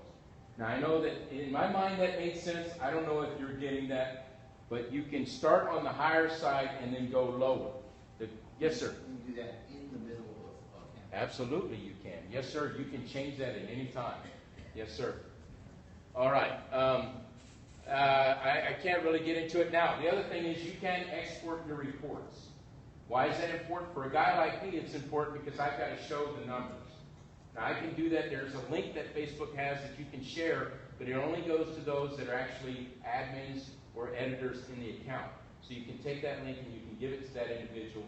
But you can also take and export it in a Excel spreadsheet type of format that will show you. And you can do customizations. You can take any of the fields that are in there. You could spend hours looking at all those fields. But you can say, I want this, I want that one, and you can keep that, and you can export it, and all the data will be in there. You could say over the lifetime of the ad, you can say a specific amount of time, 30 days, a month out, 2 months out, 3 months out, whatever you want. That can all be exported. I do it for my clients, but you can do it, especially if you're having stakeholders or other people that are involved in your business or business partners, or you're working as a digital marketer for somebody else. So, tools to help you with Facebook. You want to know about Google Analytics? This is the guy you need to see right here. Yusufied approved right here. This guy knows everything about Google Analytics. He'll blow your mind. He'd spend probably several days talking to you about Google Analytics. What is analytics? It shows you how many people have gone to your site, where exactly on their site have they been, what was the resource, how did they get there? Did they go through Twitter? Did they go through Facebook? Was it an organic search, meaning that they just typed it into Google itself? So that's one tool you can use. I got these two terms mixed up in the beginning, but now I know what they're all about. Facebook conversion pixels, what that is let's say you have a shopping cart, and you want to know if they actually made a conversion to the shopping cart and actually went through. You can put some code that you can get within Facebook's site. You can plug it into your website. I use WordPress, so I actually have a plugin that allows me to put that in any page I want in my website. So I just plug it in that code, and that conversion pixel allows me to know if somebody actually went through and converted on that page. The other thing is the retargeting pixel, and that is an awesome, awesome tool. How many of you have ever been to a website, and then on the side of your website, now you see, let's say it's Nike, or maybe it's Red Bull. And so you went there, and then now, like maybe half an hour or an hour later, now you've got Nike on the side. How did that happen? They used a retargeting pixel. So maybe you had somebody that went to your website, and they were thinking about buying your product, but maybe they got busy, or I don't know if I want to do that. But it's in the back of their mind. I want those Oakley sunglasses, or I want this, or I want that. So then, if you have a retargeting pixel in there, now the next time that they're on their Facebook, oh, boom, it's right there. So your page is right in front of their face. Your product, your real estate business, your writing business, whatever that might be, it can be targeted by using a retargeting pixel. That is a powerful, powerful tool to have. So, I'm sorry? Kind of like a pop-up, but it's actually on your Facebook profile, and they make it so easy for you to click on it too. Yeah, it happened to me with the tripod for the camera. Manfrotto. Came back now. It's following me, yeah. It's a powerful, powerful tool. Yeah. Final thoughts and mindset here. When it comes to Facebook advertising, you must approach it with a trial and error type of mentality. You will learn so many things, and many things will surprise you. So, then revise your campaigns and improve your skill sets and monitor your results. That is key. It's important to take a trial and error approach, and as you learn more, then you can revise, you can improve on that. And just like any other campaign, you must know that there's risk involved. It is not just about Facebook marketing alone, it involves paid adverts. So you must know that there is risk involved. Facebook advertising is not impossible to do on your own, but I do recommend using a marketing specialist. So that's pretty much all I have. So what we've learned today, if you want to contact me or Yusuf, you can. But anybody else have any final questions? I saw yesterday something about Facebook M, the letter M. That's mobile. Mobile. Okay. Now, Yeah. before you guys leave, do me a quick favor. Can you go to your Facebook real quick? My Facebook? Before you guys leave, I want you to all do me a favor because I give you guys so much stuff. I don't ask for too much. Okay? Go, look up for my name. Go to my profile. There you go. So I posted this right now. So if anybody wants to come tomorrow, or even if you can't come, if you want to share it, just please go ahead and share that on Facebook. Just click share so more people can come to the event. That's it. I'll Are do you it. periscoping? Now this is We not a did paid two advertisement. Periscope I'm just going to so go ahead far. and share that Now, out. are you in periscope that class? Yeah, we'll do it. How do we share this? I'm sorry? We're not your friend. How do we- Please become my friend. Can you spell W-C-U-D? Yeah, please. Yeah, go back so you can see my name. You can see my name. This is an, Go on, yeah, there you go. let me tell you, I do think that I am going to have another class. And let me tell you, I haven't even touched on some of the groups and the search capabilities that you have in there. I may have a class. It may not be, he's been so gracious to host.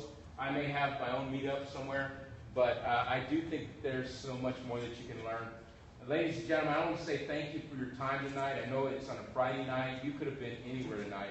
I want to say thank you for your time. I hope that you've learned something, and hopefully this will help you. Let's do this. Next month, let's do this. How about this? Next month, we're going to go straight to the ad. No Yeah. discussion from the beginning. Just You open can the have ad. another class. and Let's you do can just do hands-on. ads. Make sure you have like $200. Okay, so you can, for your own ad, not me. For your own ad, so you can make sure you put that for yourself, right? So next month, let's do, me and Rod, we'll do it together. We'll do a hands-on, make sure you have enough money so you can implement your own ad, okay? There you go. So we're going to go straight to the ad. We're going to open the ad and go straight to it. Like how to do search, how to set it up, so you all can set it up, okay? So if you don't have a Facebook page, get that Facebook page started. So, thank you again. If there's anybody that wants to talk to us afterwards, we'll be more than happy to stick around. Again, I thank you so much for coming out. We really appreciate it, and good luck in your Facebook advertising.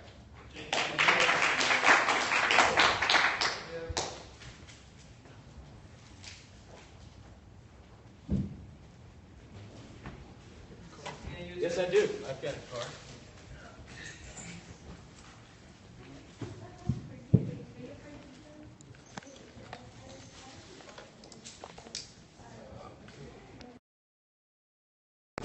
All right, folks, thank you for watching the whole show. Really appreciate it. You're most welcome. I hope you enjoyed it. I know it's kind of too long. But to get the presentation, go to bit.ly/F_B_ads, ADS, ads, _2015. If you want the copy, just go ahead and tweet it to me, and I'm going to give you the copy. If you have any question, let us know. And tomorrow, I'm going to be doing a seminar on SEO tools. It's going to be for 6 hours, but I'm going to record it for every hour. So let us know if you guys want to know anything else. So thank you for being patient and enjoying this, and I'll see you all later.